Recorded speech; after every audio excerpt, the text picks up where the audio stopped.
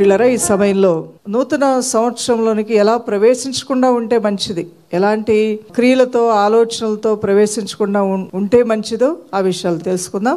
యోహాను సువార్త 8వ అధ్యాయము 12వ వచనం. మరలా యేసు, నేను లోకమునకు వెలుగును, నన్ను వెంబడించువాడు చీకట్లో ఉండజాలడు. ఇంకా ఎవరైనా ఆ చీకట్లో ఉన్నారు అంటే తమ యొక్క ఆత్మీయ స్థితిగతులను గురించి తప్పకుండా వారు పరీక్షించుకొని వారు కూడా మారాలి. నన్ను వెంబడించువాడు చీకట్లో నడవక జీవపు వెలుగు కలిగి ఉండనని వారితో చెప్పాను. మనలో ఉన్న వెలుగు జీవంతో కూడిన వెలుగు, అది యేసయ్య జీవమై ఉన్నది. అలానే మరొక వచనాన్ని కూడా మనం చదువుదాం. ఎఫెసీయులకు రాసిన పత్రిక 5వ అధ్యాయము 8 నుండి 11 వచనాలు. మీరు పూర్వమందు చీకటి అయి ఉంటిరి, మీరు చీకటి అయి ఉంటిరి, ఇప్పుడైతే ప్రభువునందు వెలుగై ఉన్నారు. ఇప్పుడు వెలుగై ఉన్నారా? ఇప్పుడు కూడా చీకటి అయి ఉన్నారా? వెలుగు. పూర్వం మీరు దేవుణ్ణి ఎరుగని వారు, పూర్వము మీరు అందరిలో ఒకరిలాగా లోకానుసారంగా బ్రతికినటువంటి వారు, దైవ జ్ఞానం మీకు మరుగై ఉన్నప్పుడు మీరు నేర్చుకున్నవి, మీరు చూసినవే మీరు అనుసరించారు, నడుచుకున్నారు. అయితే ఇప్పుడు మీరు అలాంటి వారు కానే కాదు. పూర్వము చీకటి అయి ఉంటుంది, ఇప్పుడైతే ప్రభువునందు మీ అందరూ ఏమై ఉన్నారు? వెలుగై ఉన్నారు. ఈ రెండు మాటల్లోనే మన విశ్వాస జీవితాన్ని కూర్చున్నటువంటి స్థితిగతులు ఎలా ఉన్నాయనేది పరీక్షించుకోవచ్చు. ఇంకా ఒక వ్యక్తి విశ్వాసం జీవితంలోకి వచ్చిన తర్వాత కూడా పూర్వం వలె బ్రతుకుతున్నాడా? పూర్వపు నమ్మకాల్లో, పూర్వపు ఆలోచనలతో, పూర్వపు పద్ధతుల్లో నుండి బయటపడలేకపోతున్నాడా? అయితే ఆ విషయంలో నువ్వు మారు మనసు పొందాలి.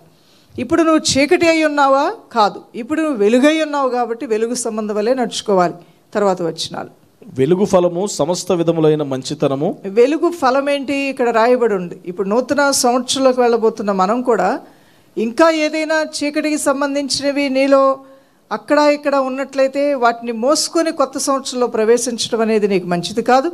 వాటిని విడిచిపెట్టి, చీకటికి సంబంధించిన ఏవైనా ఉంటే వాటిని పూర్తిగా విడిచిపెట్టి నువ్వు వెలుగు సంబంధివి కాబట్టి ఆ వెలుగు ఫలాలతోనే నువ్వు ముందుకు వెళ్ళినప్పుడు, ఆ సిద్ధపాటుతో నువ్వు వెళ్ళినప్పుడు ఆశీర్వాదాలు అనేవి క్రొత్తగా నూతన విధానంలో దేవుని యొక్క కార్యాలు మనం చూడగలుగుతాం. వెలుగు ఫలము సమస్త విధములైన మంచితనము, నీతి, సత్యమును వాటిలో కనబడుచున్నది.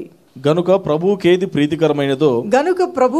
ప్రీతికరమైనదో దానిని పరీక్షించుచు వెలుగు సంబంధుల వలె నడుచుకొనుడి. నిష్ఫలమైన అంధకార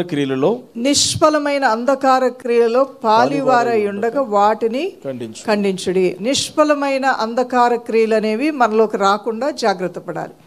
నువ్వు వెలుగు సంబంధమైనప్పటికీ కూడా ఈ నిష్ఫలమైన అంధకార క్రియలను మోసపోతావేమోనని అనుదినము కూడా ఆయన గడప గుమ్మముల ఎద్దకి ప్రభువు నిన్ను ప్రేరేపించి తీసుకుని వచ్చి ఆయన ఉపదేశములు నీకు వినిపింపజేస్తున్నాడు. 100 సార్లు బైబిల్ చదివినా నువ్వు మరలా దేవుని వాక్యం వినాలనే ప్రభు అంటారు. ఎందుకంటే ఈ లోకమంతా అంధకారంతో నింపబడింది. ఈ అంధకార క్రియలతో నింపబడిన ఈ లోకంలో నువ్వు శరీరంలో జీవిస్తున్నావు కాబట్టి, దేవుని దగ్గరికి నువ్వు ఇంకా వెళ్ళలేదు కాబట్టి, నువ్వు బ్రతికినంత కాలము కూడా ఈ అంధకార క్రియల చేత ఎక్కడైనా ఏ విషయంలో అయినా నువ్వు తప్పిపోతావేమో అనే ఆ ఉద్దేశంతో ప్రభు ఎప్పుడూ కూడా నీతో మాట్లాడటానికి, ఆయన ఉపదేశం వినటానికి నేను ప్రేరేపిస్తూ ఉంటాడు. సేవకుడు కూడా ఉపదేశం వినాలి, పరిచర్య చేసేవాళ్ళు కూడా ఉపదేశం వినాలి. విశ్వాసులు మీరు ఎంత వాక్యావగాహన కలిగిన వారైనా సరే, మీరు ఇతరులకు బోధించగలిగిన స్థితిలో ఈరోజు మీరు ఉన్నప్పటికీ కూడా మీరు దేవుని వాక్యాన్ని తప్పకుండా వినాలి, గ్రహించుకోవాలి. ప్రభుతో నడవటానికి ఇవన్నీ మీకు ఎంతగానో ప్రయోజనకరంగా, మేలుకరంగా ఉంటాయి. అపవాదు ఉచ్చుల్లో, మోసంలో, తంత్రంలో పడకుండా ఈ దేవుని వాక్యం మిమ్మల్ని ఎప్పటికప్పుడే హెచ్చరిస్తూ మీ అడుగుల్ని వెలుగులో స్థిరపరుస్తుంది. దేవుని వాక్యమే మన పాదాలకు ఏమై ఉన్నది? దీపమై ఉన్నది, వెలుగై ఉన్నదని దైవవాక్యం తెలియజేస్తుంది. అందువలన న్యూ ఇయర్లోకి వెళ్ళబోతున్నటువంటి ప్రియ దేవుని ప్రజలారా, ఈ యొక్క వెలుగు సంబంధమైనటువంటి నీవు ఒకప్పుడు నువ్వు చీకటి ఉన్నావు, అంధకారంలోనూ, ఇప్పుడు నువ్వు దానిలో లేవు. నువ్వు వెలుగు సంబంధం అనే విషయాన్ని జ్ఞాపకం చేసుకోవాలి. దేవునికి ప్రీతికరమైన వాటిని చేయటానికి, మంచి వాటి యందు, మేలైన వాటి యందు మంచి ఫలములు కలిగి ఉండట్లో నీ మనస్సును నిలిపి ముందుకు సాగినట్లయితే ఎన్నో ఆశీర్వాదాలు, దీవెనలు చూడగలుగుతావు. 8 విషయాల గురించి నేను మాట్లాడతాను.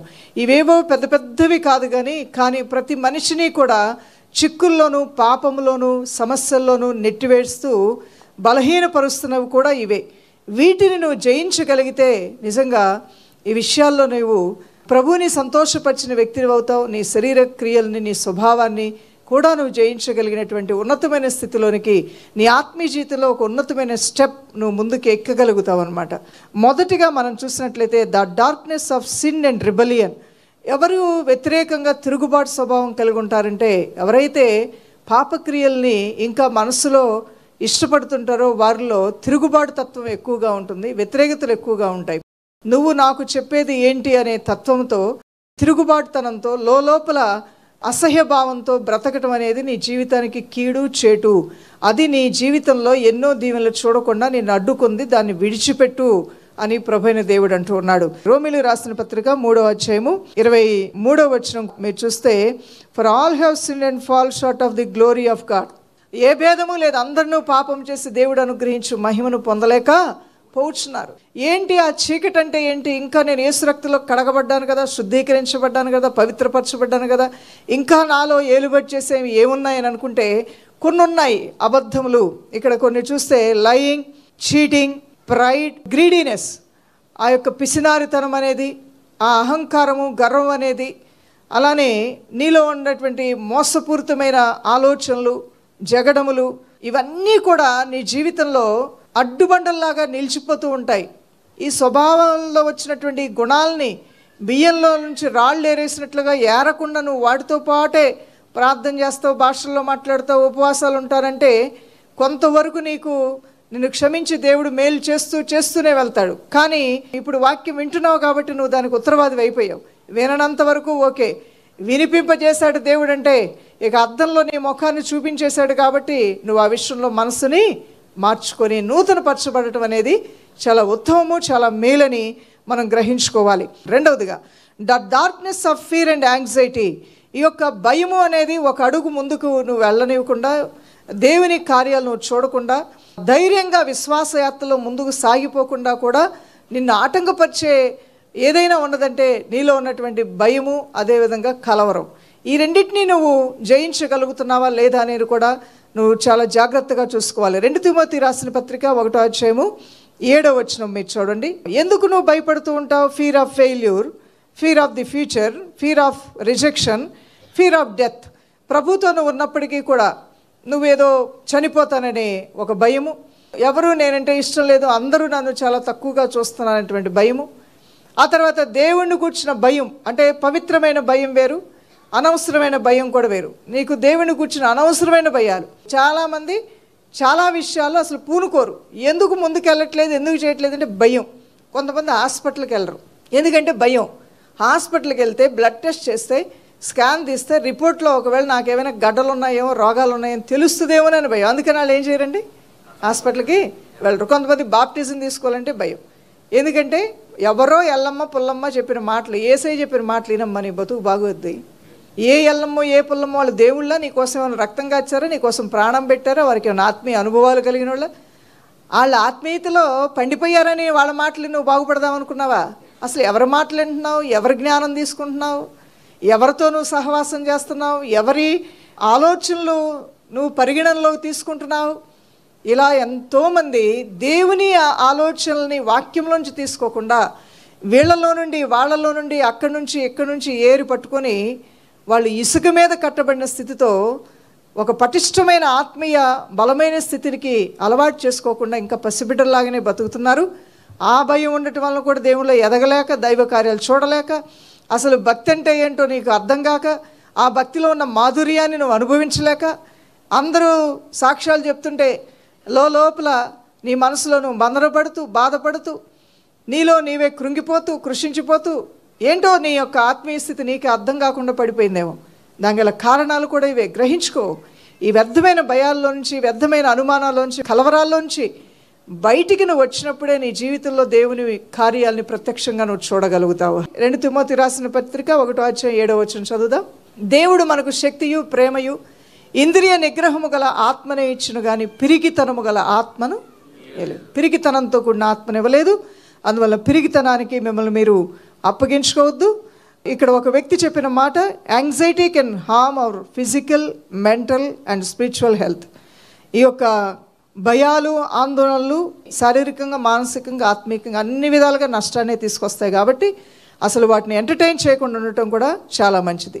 విశ్వాసంతో ముందుకు వెళ్లకుండా ఆటంకపరిచేది, అలానే అన్నిటినీ నీ జీవితంలో దైవ కార్యాన్ని పరిమితం చేసేటువంటి పిచ్చి శక్తి నీలో ఉన్న పిచ్చి భయం అనుకుంది. కాబట్టి ఆ పిచ్చి భయము, వెర్రితనం అన్నీ నీలోంచి తొలగించుకుంటే నీకు మేలు జరుగుతుందని దైవవాక్యం తెలియజేస్తుంది. మూడవదిగా, the darkness of hatred and unforgiveness. ఒక అసహ్య భావం అనేది నువ్వు డెవలప్ చేసుకున్నప్పుడు, ఎవరిని కూడా మనపూర్వకంగా క్షమించినటువంటి తత్వము నీలో ఉన్నంతకాలం కూడా దేవుని యొక్క సంపూర్ణమైన సిద్ధిని నువ్వు పొందుకోవటం సాధ్యం కాదు.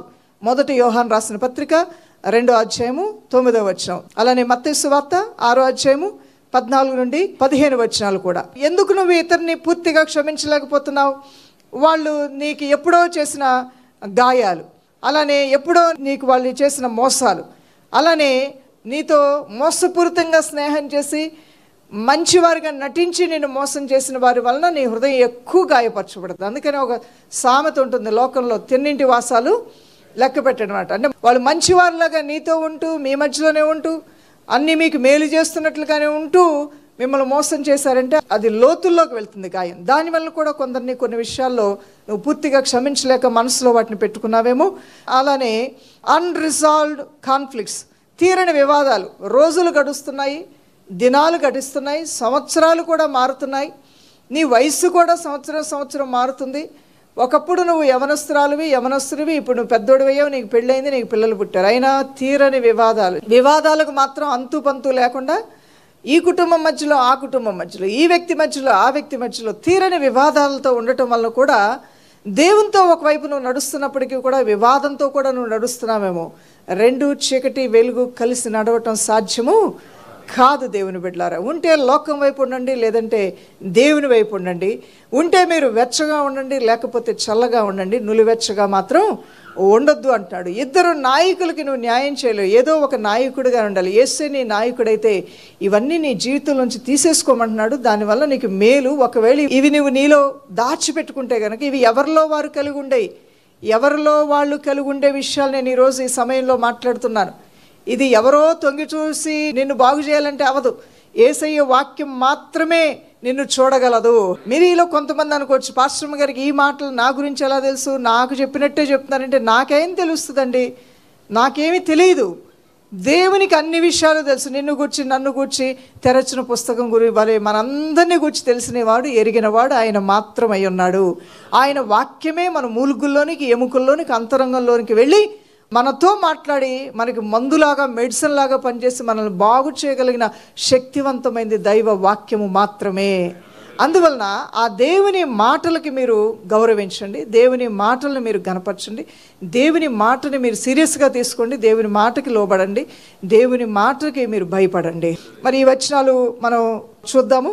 1 యోహాను రాసిన పత్రిక 2వ అధ్యాయము 9వ వచనం, వెలుగులో ఉన్నానని చెప్పుకొంచు తన సహోదరుని ద్వేషించేవాడు ఇప్పటి వరకును చీకట్లోనే ఉన్నారు. కొంతమంది వాళ్ళ హృదయాలు తెరిచినప్పుడు, వారు మాట్లాడుతున్నప్పుడు పిచ్చి ద్వేషం, పిచ్చి కోపం వారి కళ్ళల్లో, వారి మాటల్లో, వారి క్రియల్లో, వారు అసంతృప్తితో, అసహ్యభావంతో, ఆ వ్యతిరేక స్వభావంతో మాట్లాడుతూ ఉన్నప్పుడు అపవాదిని సాతాను సంతోషిస్తూ ఉంటాడు. ఎవరిలోనో కాదు, ఇది సంఘంలోనే, దేవుని ప్రజల్లోనే ఉన్నటువంటివి. ఒకప్పుడు చీకటి అండి, ఇప్పుడు వెలుగు అయినప్పటికీ కూడా వెలుగుగా ఉన్నటువంటి నీవు ఆ ఫలాలు కాకుండా ఇంకా నువ్వు కారు ద్రాక్షల్లోనే ఉన్నావు అంటే జాగ్రత్త దేవుని బిడ్డ.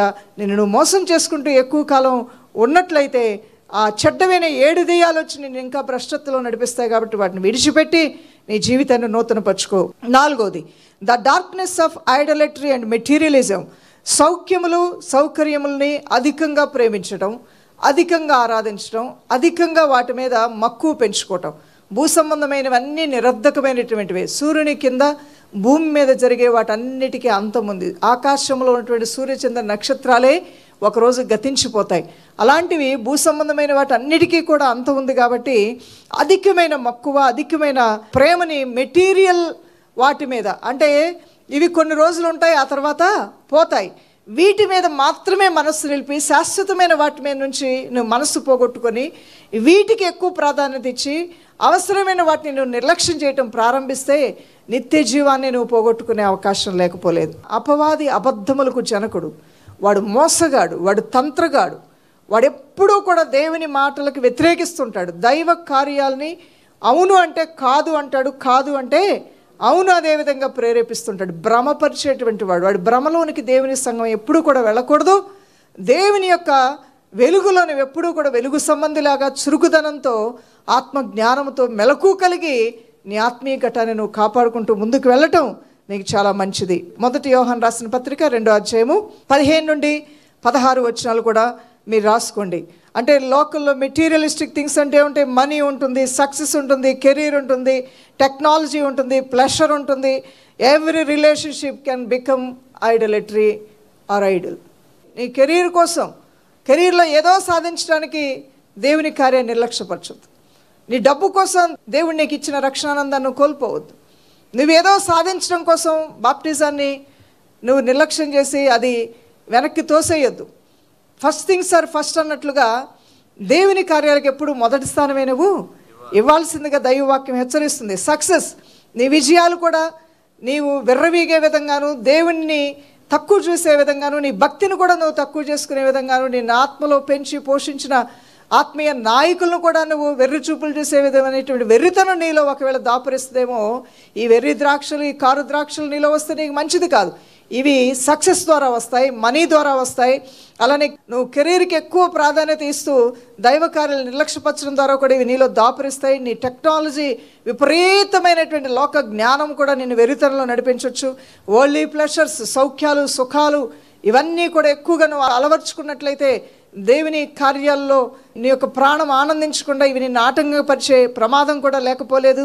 అదేవిధంగా ఎవ్రీ రిలేషన్షిప్, నీ యొక్క బంధుత్వాలు, నీ యొక్క సంబంధ బాంధవ్యాలు దేవుని నిన్ను దూరం చేయనంత వరకు ఓకే. కానీ నీ బంధుత్వము, నీ ఫ్రెండ్షిప్, అదేవిధంగా నీ సంబంధ బాంధవ్యాలు మనుషుల మెప్పును కోరి దేవునికి దూరం చేస్తున్నాయంటే జాగ్రత్త. వెనక్కి తిరిగి మరలా దొడ్డులోనికి రా. బయటికి వెళ్ళావో పులులు, తోడేళ్ళు నీ కోసం ఎదురు చూస్తుంటాయి. ఇప్పటి వరకు కూడా సాతాను పంజాలోంచి, వలలో నుంచి తప్పించుకొని దేవుని రాజ్యంలోకి వచ్చిన నిన్ను ఎప్పుడు మింగుదామా అని గర్జించే సింహంలాగా చూస్తున్నటువంటి అపవాదైన సాతాను ఒక్కసారి నువ్వు ఆ కంచె నుంచి బయటికి రాగానే అమాంతంగా గొర్రెపిల్లని సింహం మింగినట్లుగా నేను మింగటానికి ప్రయత్నం చేస్తాడు. క్రీస్తుని నమ్మినటువంటి భక్తుడు ఎప్పుడు జీవములో ఉండుటే నీకు ఆశీర్వాదమై ఉన్నది. ఆయన అన్యోన్యమైన సహవాసంలో ఉండుటే నీకు దీవెనై ఉన్నది.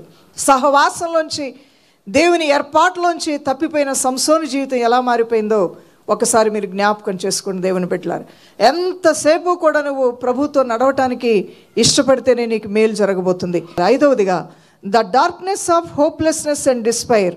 అంటే ఒక నిరాశ, నిస్సహాయత, నిరాశ స్థితిలో ఉన్నటువంటి వారు. అంటే ఇదొక క్రానిక్ డిసీజ్ లాగా, అది దీర్ఘకాల వ్యాధుల్ని నయం చేయడం ఎంత కష్టమో, అలానే నిరాశ, నిస్సహాయతకి అలవాటు పడినటువంటి వాళ్ళకి ఎన్ని మార్లు తట్టి లేపినా, ఎంత వాక్యం చెప్పినా, ఎంత ప్రోత్సాహకరమైన మాటలు చెప్పినా ఆ షెల్లో నుంచి, ఆ గూట్లో నుంచి బయటికి రానటువంటి బంధకంలో వారు ఉండిపోతారు.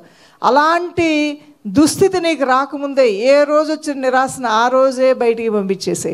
నిస్సహాయత, నిస్పృహ, నిరాశని తరిమి కొట్టు ప్రతిరోజు నీ జీవితంలో నుండి. దేవుడు నీకు మేలు చేయబోతున్నాడు. 42వ కీర్తన 11వ వచనం. నాలో ఎందుకు నువ్వు కృంగిపోతున్నావు, కృషించిపోతున్నావు? నాలో నీవెందుకు కుమిలిపోతున్నావు? కృంగిపోవద్దు, కృషించిపోవద్దు, నీ దేవుడు నీకు తోడై ఉన్నాడు అని తన ప్రాణంతో తానే మాట్లాడుకుంటూ బలపరుచుకుంటున్నారంట. ఎవరో వచ్చి రోజు నిన్ను బుచ్చగించాలి, రోజు నిన్ను ధైర్యపరచాలి, రోజు నిన్ను ఆదరించాలంటే ఎట్లా అవుతుందండి? కొంతమందికి అమ్మా నాన్న లేనోళ్ళు బతికేస్తున్నారు, కొంతమంది భర్తలు లేనోళ్ళు బతికేస్తున్నారు, భార్యలు లేనోళ్ళు బతికేస్తున్నారు, అసలు అన్నదమ్ములు, అక్కచెళ్ళు, బంధు బలగాలు లేనోళ్ళు కూడా బతికేస్తున్నారు. నీకు అందరూ ఉన్నా, అన్నీ ఉన్నా అవి నీకు ఎక్కువైపోయాయి. నువ్వు ఏదైనా కొంచెం ఏడవగానే ఎవరో ఒకళ్ళు సిస్టర్ ఏడవకండి, బ్రదర్, సిస్టర్ ఏడవకండి, సిస్టర్, ఇలా బుజ్జగించే వాళ్ళే ఉండాలి. బుజ్జగించడం ఆగిపోయిందో నీకు బుస్సును కోపం వచ్చేస్తుంది. దానికి ఎందుకు అలవాటు పడుతున్నావు నీవు? అలాంటి వాటికి అలవాటు పడొద్దు. నీ ప్రాణాన్ని నువ్వే ఓదార్చుకో, నీ ప్రాణాన్ని నువ్వే ఆదరించుకో. దేవుడు నీకు తోడై ఉన్నాడు. ఒక్కొక్కసారి నిరాశ, నిస్పృహలకి కారణం ఏదైనా పోగొట్టుకోవటం, ఏదైనా నువ్వు జీవితంలో ఫెయిల్ అయిపోవటం, వైఫల్యాల వలన నువ్వు అనుకున్న పర్పస్, నువ్వు అనుకున్నవి నీ జీవితంలో తగిన సమయానికి జరగకపోవటం, నువ్వు ఏదో అనుకున్నావు, ఏదో జరిగిపోయింది. దానివల్ల నీకు నిరాశ, నిస్పృహ ఎక్కువైపోవటం, వీటి వలన కూడా అనేకమైనటువంటి విచారాలు నిన్ను ఆవరిస్తాయి.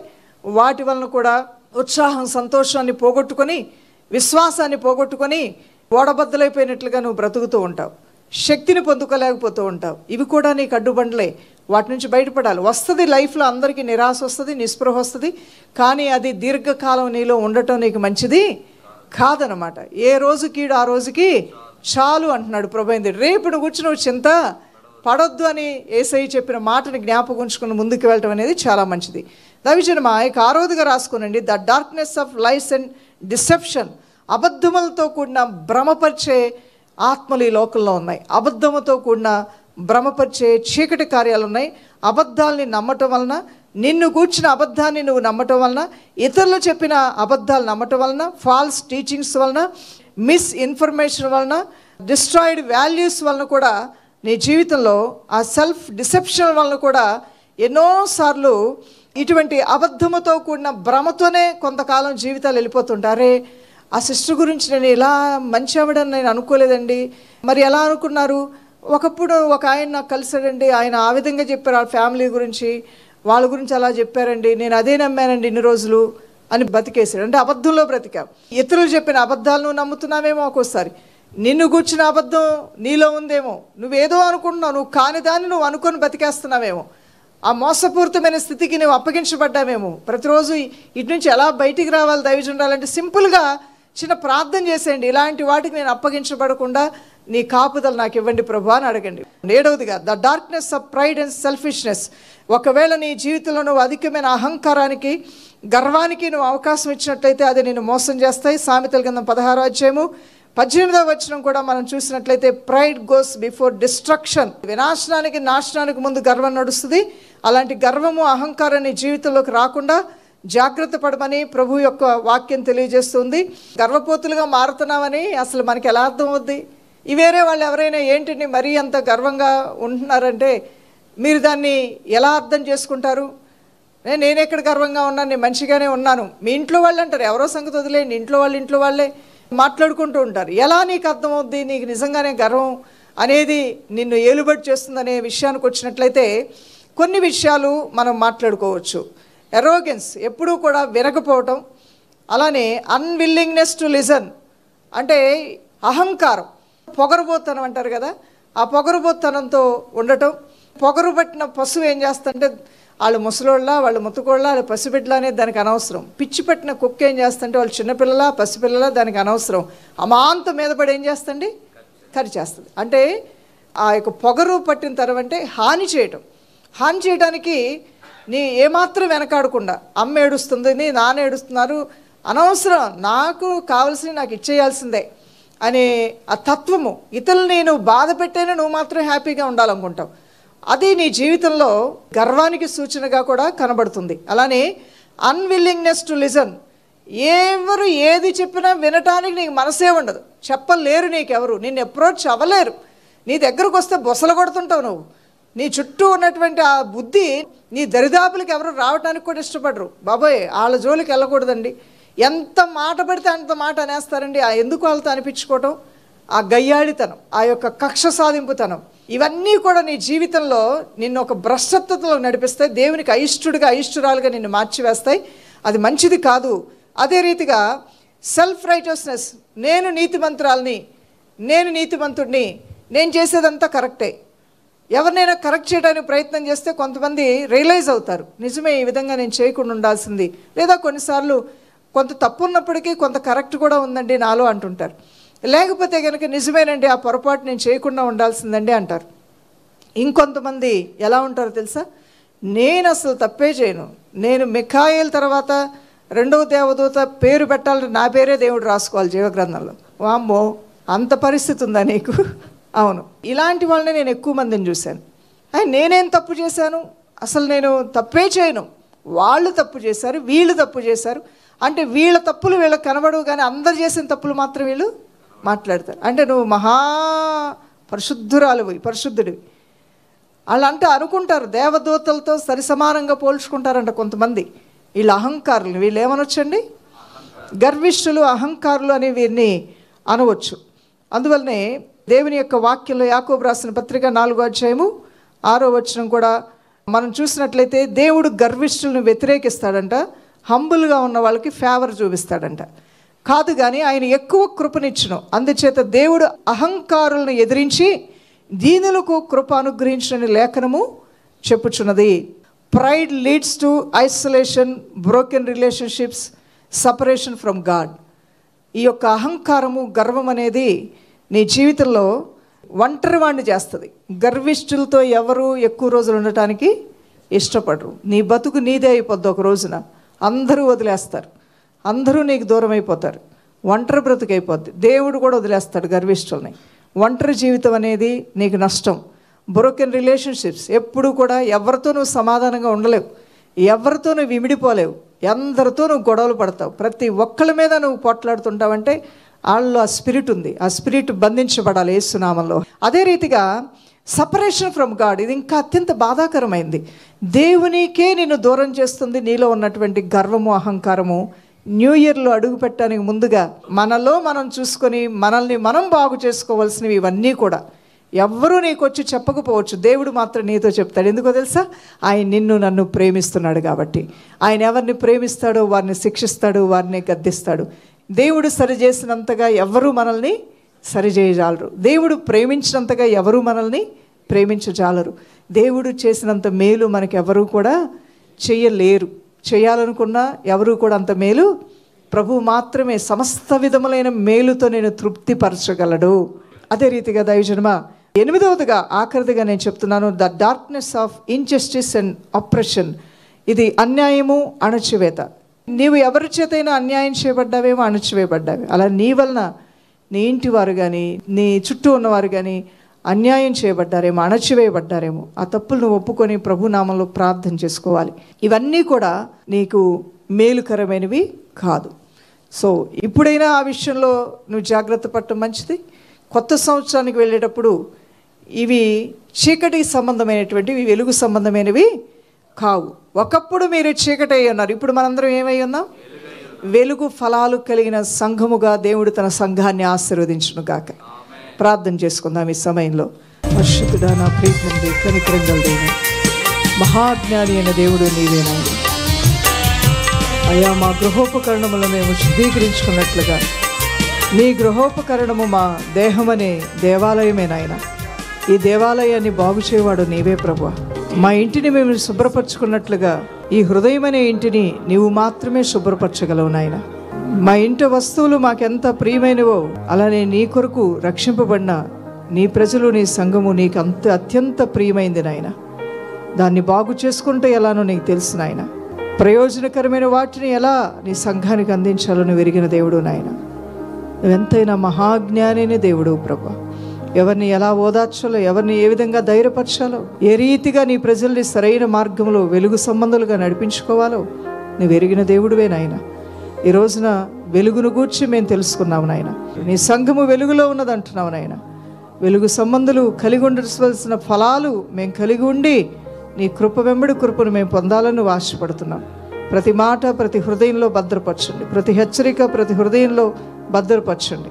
నీ జీవ మార్గంలో నడిపించి ఆశీర్వదించమని యేసు నామములో ప్రార్థిస్తున్నాము మా ప్రియ తండ్రి. ఆమేన్.